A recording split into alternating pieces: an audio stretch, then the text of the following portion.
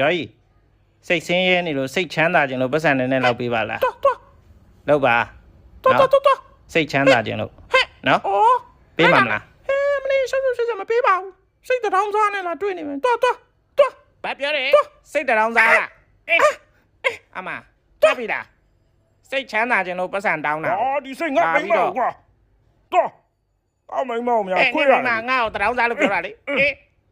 ခွေးမှာနော်ယောက်ျားမိန်းမမရှာဘူးအမတက်ပြီလားချမနော်ကဲဂျိုးခွေးမှာပြေးစမ်းနင်ပြေးစမ်းနင်လွတ်မယ်ထင်လားမလုံးမနော်တော့နင်ငါတွန်းတာလားရတယ်လိုက်ပါနင်နောက်ကိုဟဲ့ကောင်လေမယားနှစ်ယောက်လုံးပြန်တောင်းမှန်းလားဒီစိတ်မသွားသေးဘူးလားတော့နင်ပြီးမယ်မထင်နဲ့ဒီတိုင်းငါ့ကိုတောင်းစားလို့ခေါ်လာတာ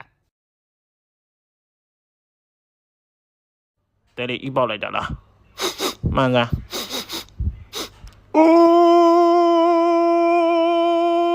ဂျီမီတော်လေအင်းနဲ့လေးတော်မွေးနေရောဟေးဒီနေ့တော့တော့ပါပဲ